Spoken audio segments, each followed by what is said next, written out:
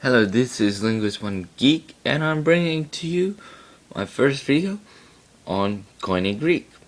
Now, I'm basing this on a book called Elements of New Testament Greek, and it's a very good book. I suggest anyone who doesn't have it or hasn't seen it, go and buy it. You can buy it from probably a Quran bookstore or a Christian bookshop. It is a very good book. It breaks down the elements of Koine Greek, and it has a constant sense of progression and a constant sense of learning. I'm trying to infuse this method with another method called the Michel Thomas method, which is where you don't have to memorize it. You just gotta. The point of memorizing is on the teacher. But the problem is I can't go much more than that into the Michel Thomas method because it's an old language, like it's not spoken. So I'm gonna have to write it. I'm going to have to show you what it looks like because obviously it's New Testament Greek, and the only use for it today is a New Testament. And also, I suggest getting a Greek and English interlinear New Testament. I like the one by the Zondervan. The general editors are William D. Mounts and Robert H. Mounts.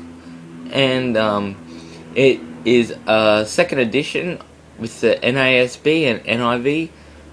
And it's a really, really comprehensive interlinear New Testament. And I must admit, it is probably the best one I've ever seen. Unless you're very familiar with Koine Greek, I suggest you get an interlinear, not just the Greek version, and not just the English version either, because there are so many words in Greek that might have similar meaning, or word order may be different, and you might be translating into Greek the wrong way without firstly getting a hand on the Greek. And you need to both put together, sort of thing. But any interlinear that works for you, get it. But I strongly suggest the Elements of New Testament Greek by J.W. Wenham. Very, very good book. Anyway, let's get into the alphabet. And I'll make a few notes on pronunciation. I won't go too much into grammar on this one because the Elements of New Testament Greek constantly works on grammar. It's quite a thick book just on the grammar of New Testament Greek. And if you're a child back in ancient Greece, I would absolutely hate that, because it would be so much attention would be drawn into just the language. But anyway, let's get into it. Okay, the Greek alphabet consists of 24 letters, a lot of which consistently equalizes with the Latin alphabet, whether by looks or by pronunciation. There are only probably 9 which are slightly modified. Anyway, and they write from left to right, so don't worry about getting too caught up on writing right to left. Something like Hebrew, Arabic, or Aramaic, or Persian, right from right to left, but fortunately for us, it is left to right.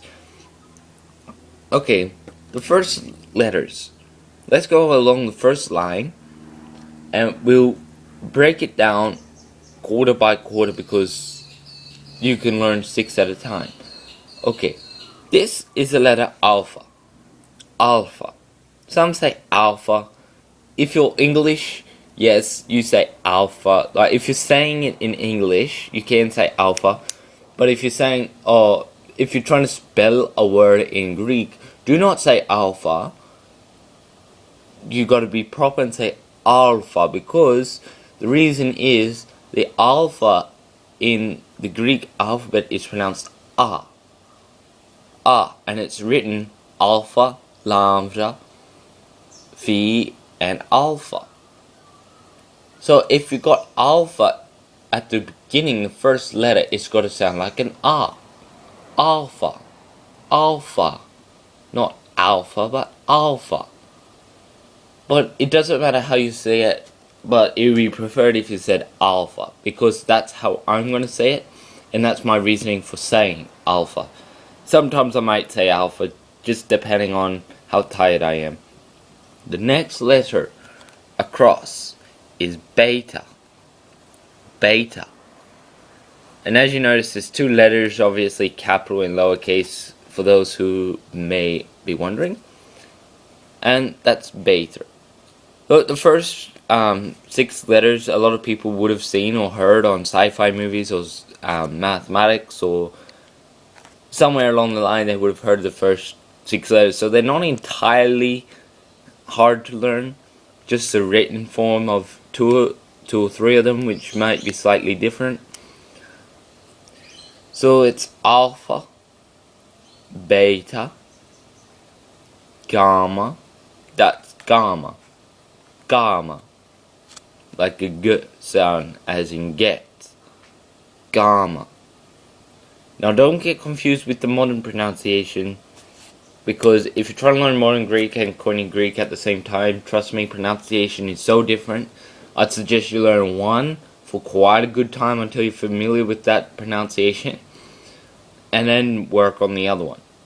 But I strongly suggest work on New Testament Greek first before going into modern Greek. But it's up to you if you wanted to do it. Just making that point.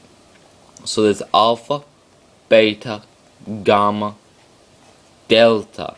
Like as in a Nile delta or a river delta. If you want to think of it like that. How it looks like a triangle when it disperses, like the Nile River sort of looks like, hang on, the river comes up and then it disperses into the sea like that, and if you get the picture, it's like a delta, and then you turn it upright and it's a delta.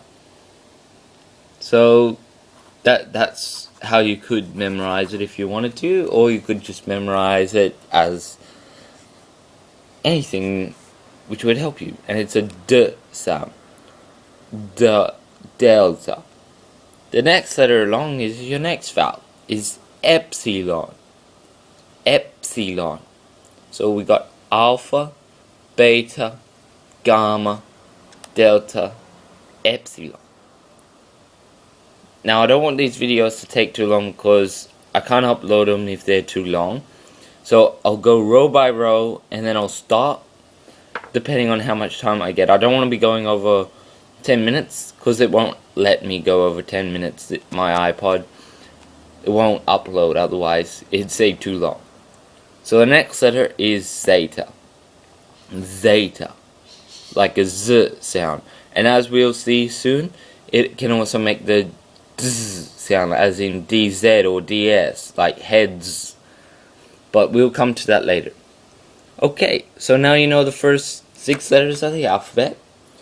In this one, just the alphabet you'll have to memorize.